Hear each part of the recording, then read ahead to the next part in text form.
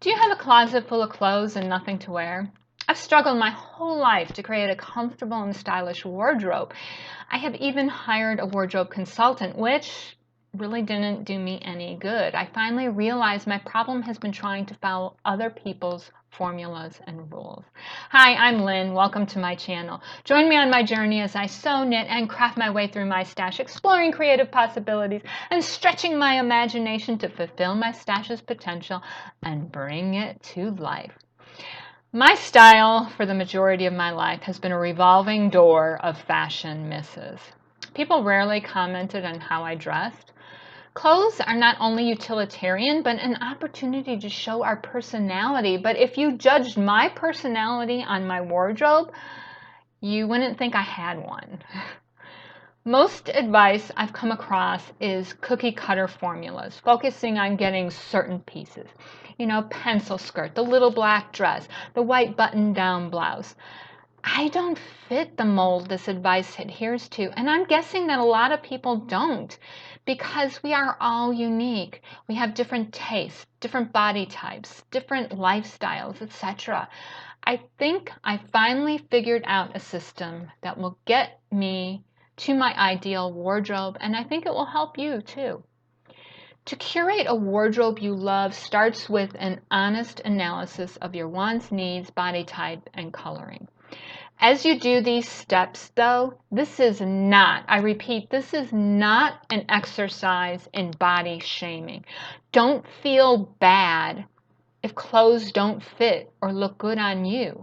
It's not your fault. You are not the problem. It's the clothes' fault.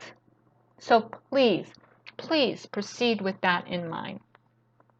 So here are the steps I'm using to curate my ideal wardrobe. So the first step is to analyze your current wardrobe. What pieces do you wear most often? Why? What pieces don't you wear and why?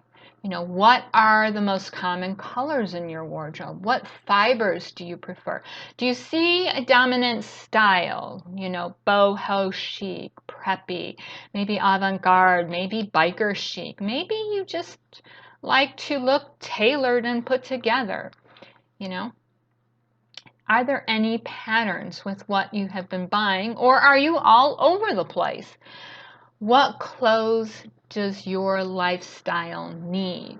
You know, someone who goes to work, goes to an office setting on a daily basis, when we get to do that again, but is going to require a different wardrobe than a stay-at-home mom who is dealing with errands and small children, or even a retired person who might be doing a lot of volunteer work or something like that. So what is your lifestyle, and what clothes do you need to fit that lifestyle?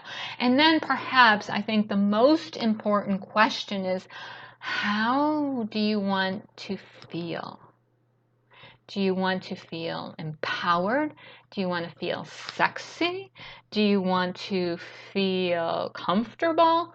Do you want to feel put together? You know, like you want to look nice, but you don't want to look like you put too much effort into it. You know, how do you want to feel? Now, when I did this exercise, I realized that comfort is my #1 priority. I have work clothes, but the minute I got home from work, I would change them into something comfortable. And usually that would be just slouchy, mismatched stuff and that sort of things. And I realized that I wanted to change that. Why can't my comfortable clothes be cute also? And also, why can't the clothes that my work clothes, also be comfortable? So, you know, you have to start thinking about that. And this really got me thinking, why do I have 2 classifications of clothes? Why can't they all be comfortable, and why can't they all be stylish and cute? So some other musts on my list after I went through this was, I want a proper fit, which I think directly affects comfort. I want clothes that are not too loose. I don't want to be baggy. I don't want things to look, like they're wearing me instead of me wearing them. I don't want things that are too tight.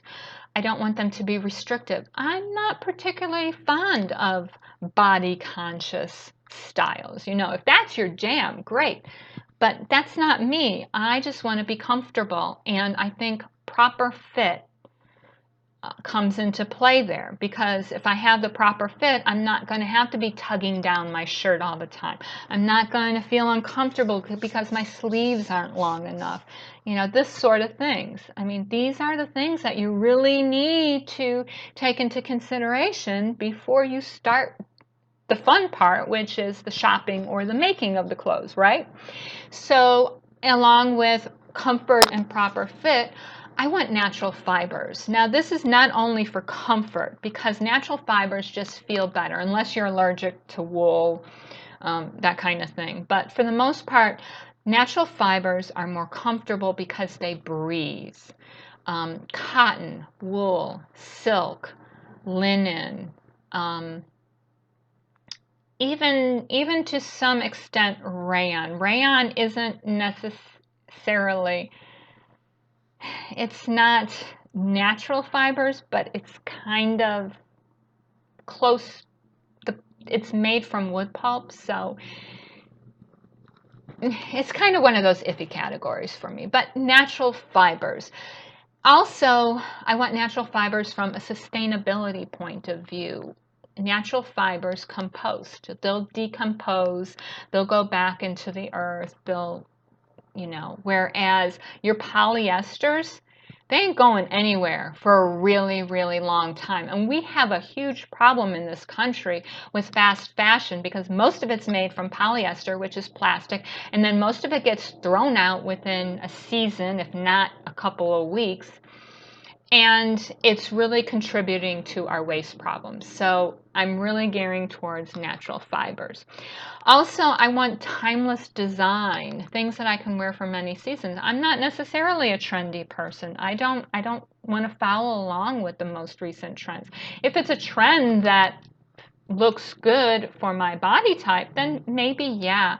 But for the most part, I want shapes and silhouettes that will take me from season to season, year to year, so that in 10 years, that something that I have is not going to look dated. Nobody's going to look at that and see the huge shoulder pads and drop waist and go, wow, that was from the 80s. Now, if you like 80s fashion, more power to you. Wear it. But I want something that's more timeless, that I can wear. I don't have to replace every year. And I also want quality over quantity. Again, I don't want to have to replace things every year. So I want a quality garment. Is it made well? Is it going to last through all the washings and wear? That sort of thing. Now, this means that I've eliminated some things permanently from my wardrobe based on doing this exercise. So for me, it's anything that has to be tucked in. I do not like wearing tucked in shirts, especially with jeans. No, I don't want to do that. I want shirts that you don't have to tuck in, such as pullovers. I mean, sweaters. Jeans are normally, for me, living in Austin, they're going to be a more winter wear item anyway. So jeans and a sweater, jeans and a t-shirt, that kind of thing, I'm more for that. So I don't want to have to tuck in. So you're not going to see a whole bunch of button-down blouses in my wardrobe. Another thing that I've given up on are skinny jeans. Now, yes, I am thin, but skinny jeans do nothing for my figure. I'm trying to add curves. I'm very kind of rectangular, so I want to add curves. So I don't want skinny jeans. They do nothing for me.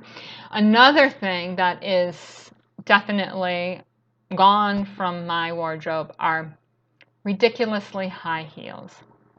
I'm not giving up on heels because I actually like them. I think they're more flattering, especially with, wearing with a straight jean. I like having a nice little heel to go with that. But Also, I want to be able to walk in them. And most of the high heels that I had, they're what you call sitting down shoes, right? You know, they look really good while you're sitting, but if you have to walk any length of space, they are as uncomfortable as can be. And I don't want to deal with that anymore. And so what I'm finding now is that my heels tend to be more towards the wedge because it gives you more stability. And then finally, while it's not really a clothing item, I've eliminated cheap costume jewelry from my wardrobe. I would much rather have fewer but nicer pieces. And this doesn't mean that I need to have all, diamonds and pearls and some semi-precious stones and that sort of thing. I'm all for more more higher end costume jewelry, as well as, I'm not gonna turn down some antique opals or diamonds or that sort of thing, but I want fewer but nicer pieces. And so that's really the starting place when you are trying to curate your wardrobe. It's not to go find some list of pieces to get. It's really to analyze how you live, how you want to feel, what are things that you are drawn to, and what are things that you just don't like, no matter how many times you try to buy them and incorporate them into your wardrobe. And this is speaking from experience.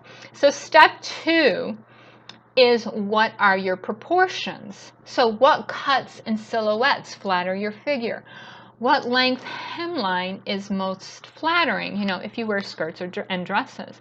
What style lines emphasize your good features or minimize the ones that you don't like? And then again, there is that really important question: how does it make you feel?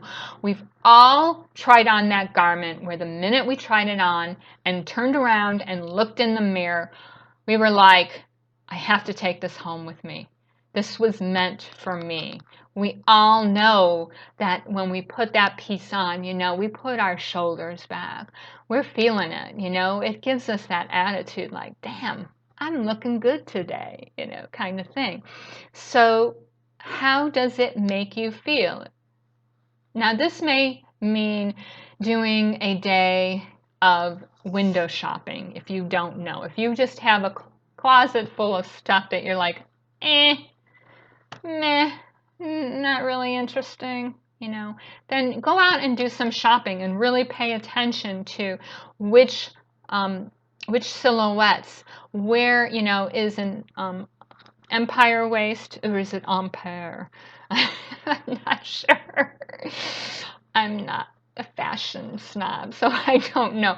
But, is it more flattering if you have something that the style line right under the bust line to make your waist look smaller? Or do you have a small waist? I actually have a small waist, so I like to have garments fit me at the waist because it gives me some curves, because I am lacking curves.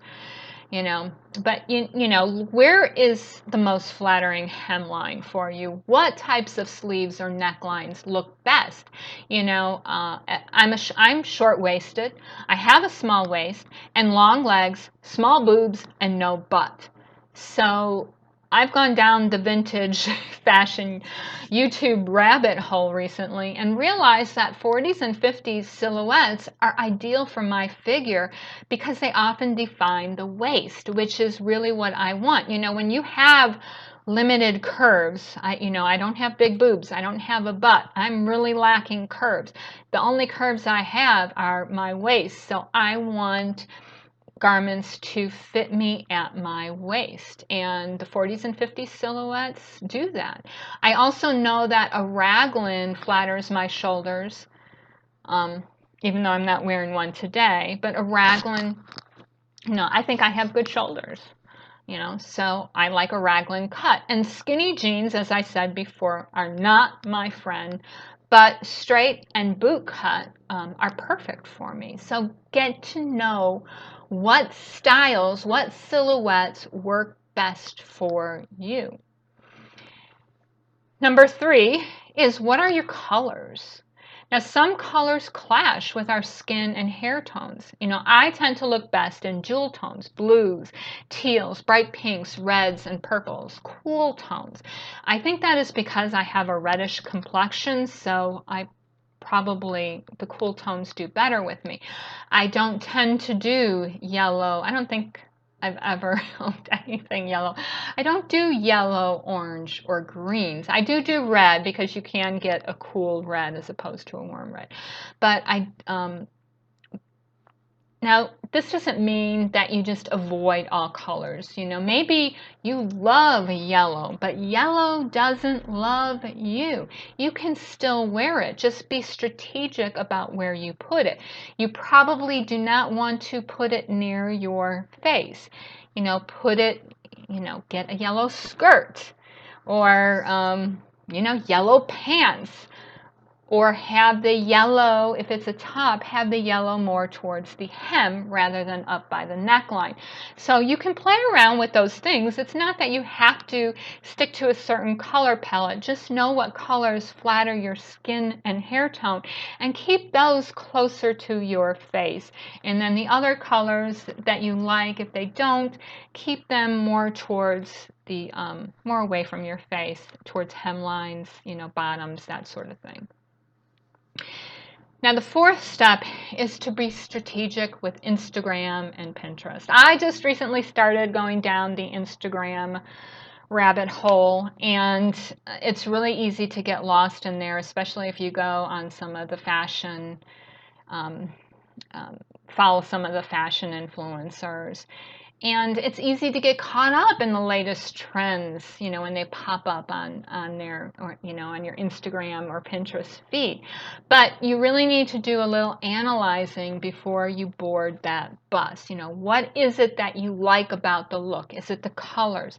Is it the silhouette? Is it the way they combined patterns? Is it the way that it's styled? It has a cute belt kind of thing. Break it down and determine, break it down and determine if that's something you can adapt for your wardrobe, if you can adapt, if it works with your style and silhouette. Because, it may be a great silhouette, but it doesn't work for your body. So, that's the time that you can just admire it from afar. You don't have to jump on that bandwagon. My Pinterest boards are divided up into categories. I have it as blouses, tops, dresses, bottoms, coats and jackets, that sort of thing. And where I pin inspiration for each new design is I'm looking for, when I have something new that I want to knit or sew, I can go through there and kind of just look through and see if anything grabs my attention. Now, there may be pins I like, but if I know it would look ridiculous on me, I pass. I also have a style board which shows different ways to style all these individual pieces. It could be how to style scarves, or, how to style straight jeans and jackets, and, or that the one button-down shirt that I own, which is a denim shirt, how to style that without tucking it into my pants, So I have that little style board. But, use these as tools and use them strategically, keeping in your preferred silhouettes, colors, and that sort of thing. Now, the 5th and final step on this is to create your own personal style book using what you learned in steps 1 through 3. Most of my fashion mistakes and reasons I've had so much trouble curating a wearable, stylish, comfortable wardrobe is I didn't have a plan and I was following other people's formulas. So once you go through step 1 through 3, you kind of have your own formula now. It's personal to you. I bought individual pieces without thinking if I had other things to wear with it. Or I got something not because I loved it, but it was close enough, or it was on sale.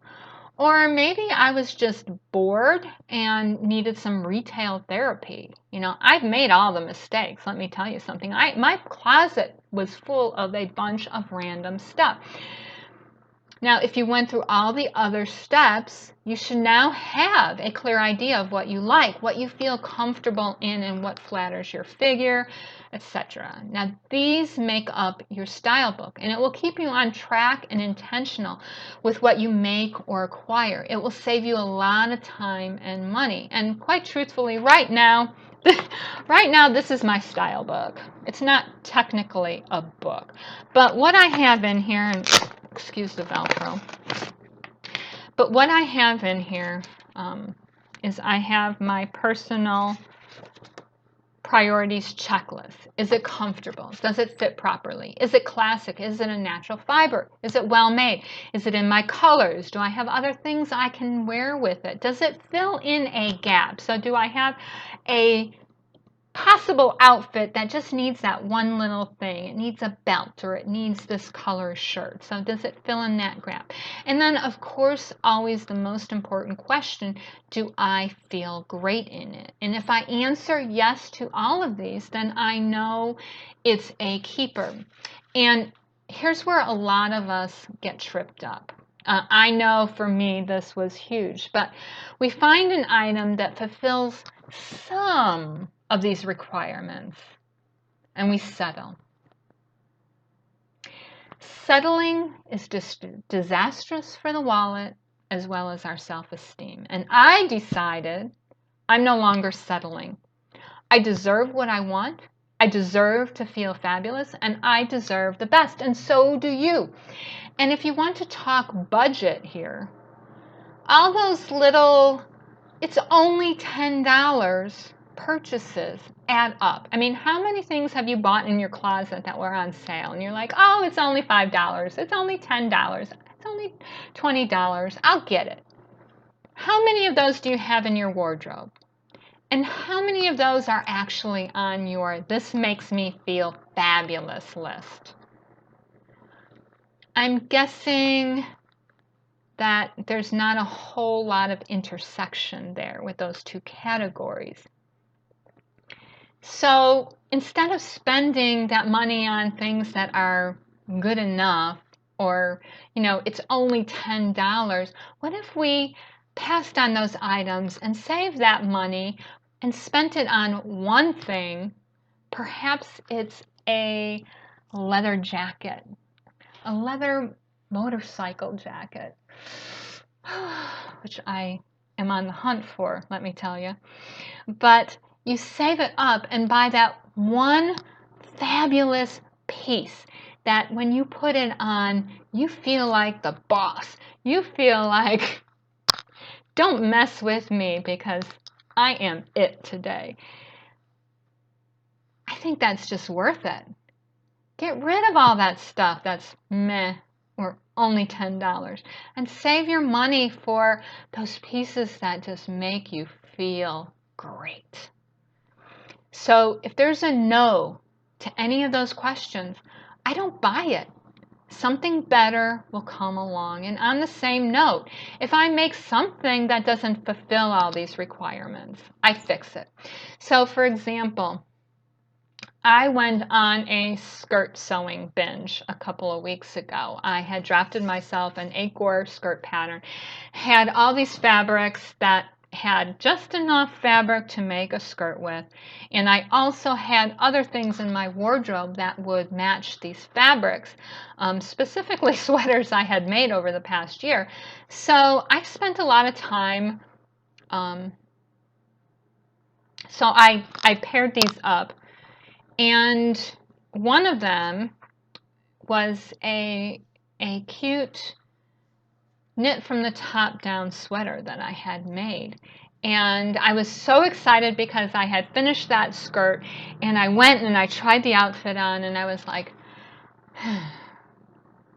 it wasn't bad, but I felt a little let down. I kind of felt the wind go out of my sails a bit, you know, and after much deliberation, I decided that I was going to redo the sweater. Now, luckily, the sweater was knit from the top down, so that was not a big deal. All I had to do was find the end of it and rip it, because it was knit from the top down, all I had to do was rip back. So it didn't involve, taking the whole sweater apart and, reknitting it. It was as far as fixes go, it was a relatively easy fix. And what I did was the sweater was too long and it was kind of boxy. And all of my skirts I made to fit me at my waist because, as I said before, I have a small waist and I like to emphasize it because it gives me curves. Otherwise, I'm not a very curvy girl. So what I did with the sweater was I ended up ripping it back. I put in some waist shaping so it went in the waist. And also I shortened it by, I think, 4 or 5 inches so that the sweater actually hit me at my waist rather than go below it. And you know what? When I finished that and I tried it back on, I felt fabulous. I was like, yes, I feel great in this outfit. And so don't underestimate how much settling can have on your emotional well-being. We should be able to feel fabulous in our clothes. We do not have to settle, but we will probably have to be patient. And that in itself can be hard in our instant gratification culture. I understand. I know I've done this before too. We've retail therapy. We just want to buy something, and if we can't find the perfect thing, we settle on the good enough thing, or it's only $10 thing.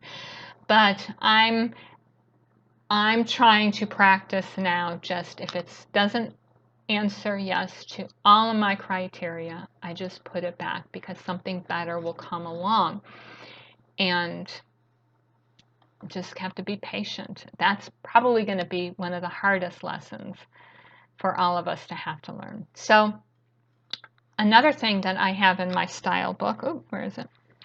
My style book is swatches.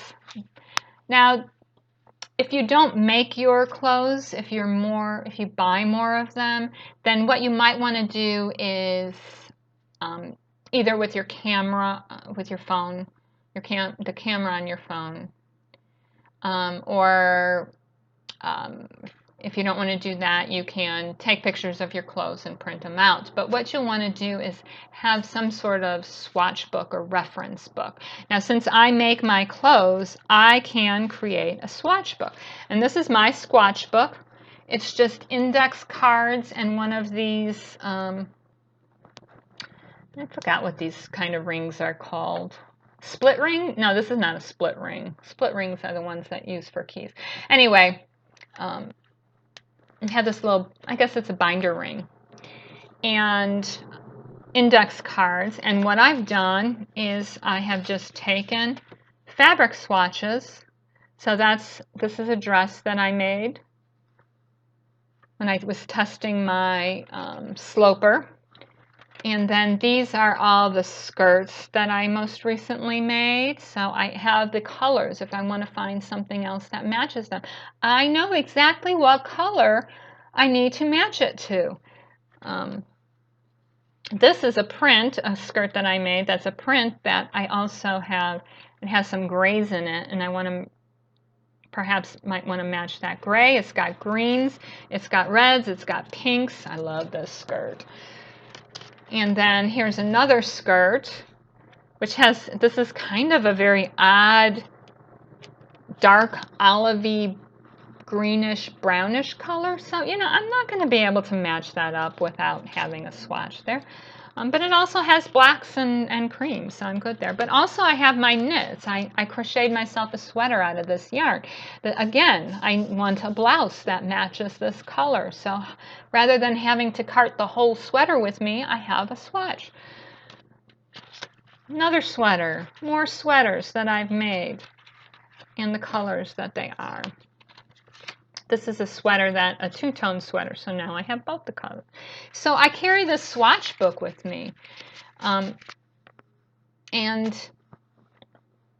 I just carry it in my purse so I can be sure that I am finding the matching or complementary color for the other pieces in my wardrobe, because I have bought things where I'm like, oh, this should match, and then gotten home and it doesn't. Because it's incredible how many different colors of blues there are. I mean, just look at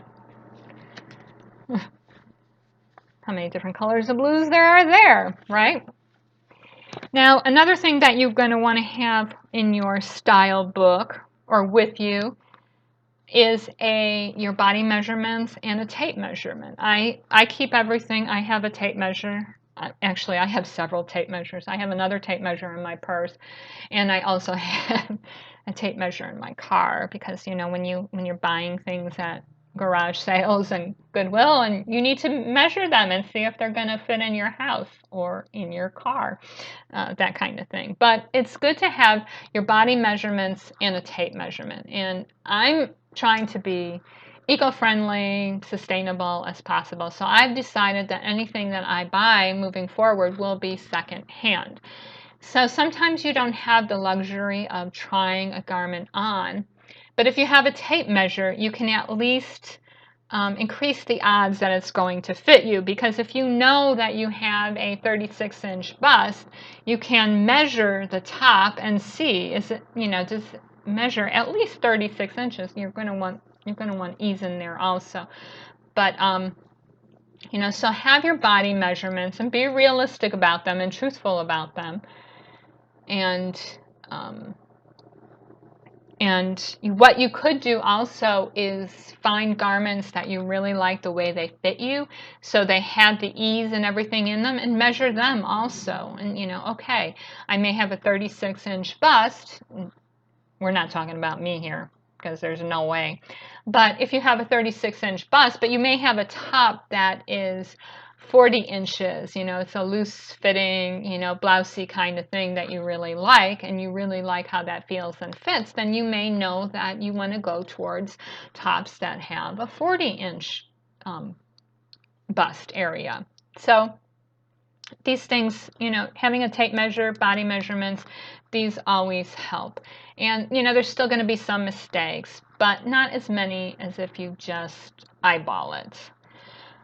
Because there are, I've made that mistake too. Oh, this looks like it's going to fit. No, it didn't. And then finally, what I have in my style book is a list of my fill in the gap items, or my want pieces.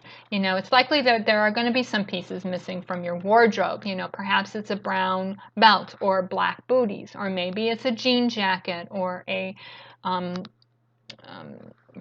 blouse, that sort of thing, that will give your outfits the finishing touch. So make a list of these items so you can shop intentionally. So I need a half slip.